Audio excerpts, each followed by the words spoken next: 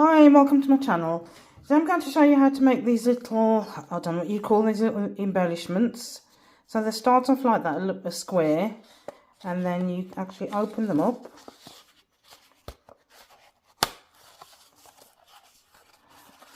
Like so.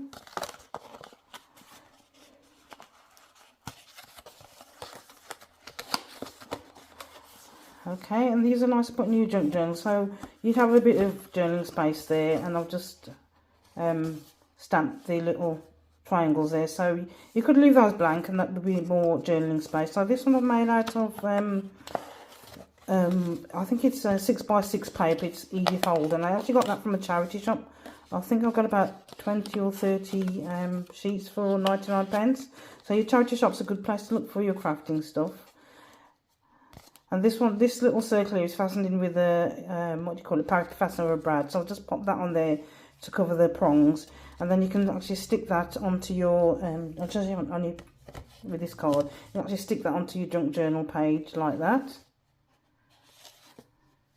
Okay, so this one's made from, as I say, the Edith Holden paper.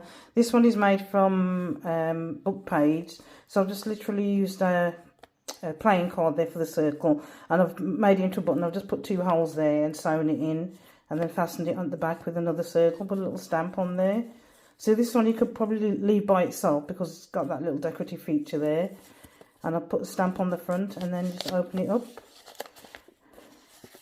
Now what I actually did with this one, that's a napkin on the other side of the book page, because I thought it was a bit boring with just the 2 sides of book page. I actually put a napkin over that one, and I like that you can actually see the print through the napkin. So let's just fasten that back up. And again, these are sort of nice little surprises to put in your junk journals or your scrapbooks, for somebody to find something a bit interesting, a bit more interesting than looking at a blank page.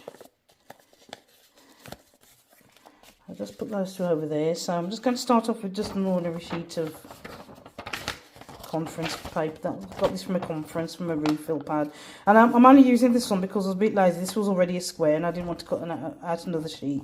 So you start off with a square sheet of paper, any size you like, and you're just going to fold the corners.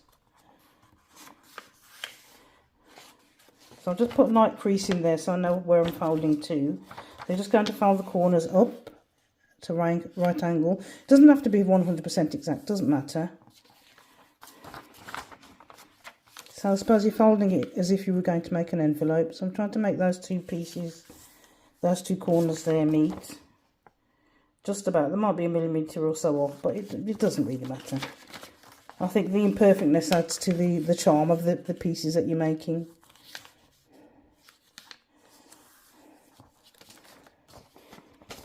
So that's almost like you're making an envelope. Or it's like those little things that you just make at school, you know, when you set them like that. And you put little things on the corners. It's like that, really. I don't know what you call them. I'm sure if you're a certain age, you'll know what they are.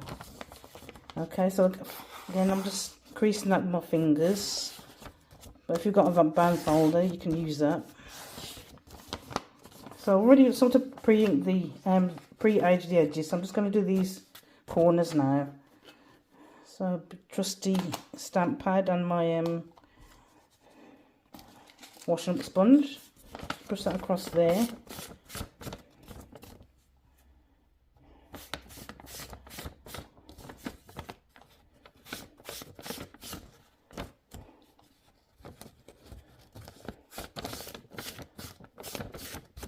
So that's basically it for the first bit.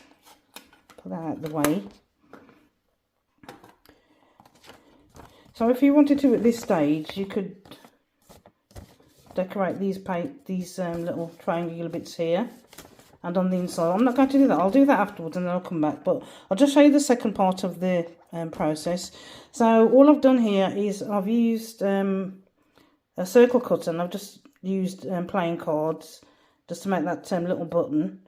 You could use just regular cardstock. I've used about 4 bits. So I've got one playing card, and I've cut for 4 circles and stuck them all together, and I've just decorated with a page from a dictionary. I hope there's no rude words on there. Let me have a look. I can't see any.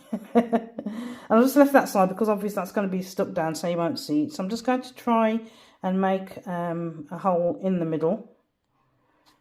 So just bear with me while I do that.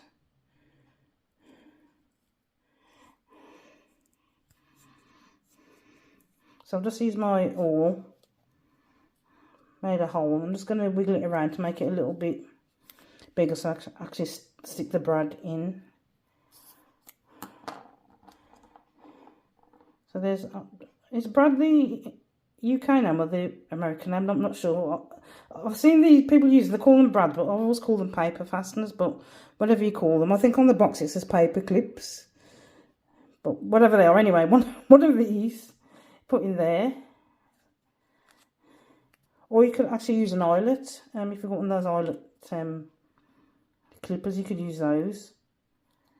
So I popped it in there, it's more or less in the middle, and then where these points meet, I'm literally just going to poke it through.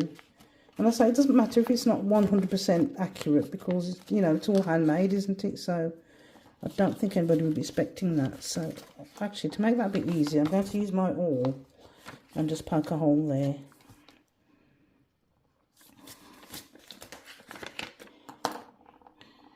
So I've made the hole. I'm just going to wiggle this around to make it slightly bigger,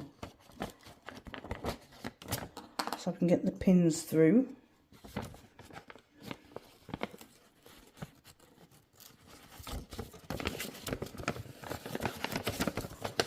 So there it is. And then obviously, you know, you just turn it over and open those out to make sure it's fastened. Now, I actually just had a thought that if you've got those reinforcements, you could probably pop it on that side just to, you know, secure the paper a little bit more. Literally just thought of that. So there we go. So I'm just going to pop this piece of paper over there just to cover the prongs. And again, I'm just using my Hobbycraft glue stick. That's a bit of scrap paper. I'm just using scrap paper because this is actually going to be stuck in a junk journal.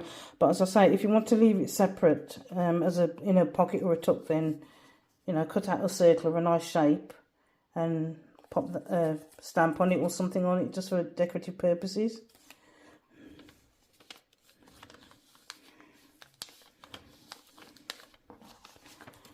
So there we go. So that's more or less the item that's made. So what I'll do, I'm going to pause the video, come back in a bit and show you what I've done to decorate it. Hi, welcome back. So I've just finished decorating that embellishment. I haven't got a name for it yet. Perhaps by the time I post this video, I'll have a name for it. So these shapes I've cut out from a book that I got from Tesco, donated. My local Tesco has a box where they have donated books. So I've got this one. Got lots of colour photos and black and white images, absolutely gorgeous, and I've donated 50p for that, so that's a nice little resource. So I've just stuck those images on there, and then I've just highlighted them with my watercolour pencil, which I've shown in a previous video. And then on the inside, I've got a bag of postage stamps, which I actually love using for decoration. So I've just decorated each of the flaps with a postage stamp, and as I say, this space here is left open for journaling, so the person who has a journal could use it that way around and write the thoughts down and then close it up. I'll just stick those in there. It's not quite dry yet, but I thought I'd show you what it looks like anyway. So this is the largest one that I've made, so that's the one I've just done. And then, of course, I've got the smaller one with the Edith Holden paper. And the tinier one with a book page with napkin on the inside and a plain card for the button. So there they are, quick and easy to make. Thank you for watching. Take care and I'll see you next time. Bye.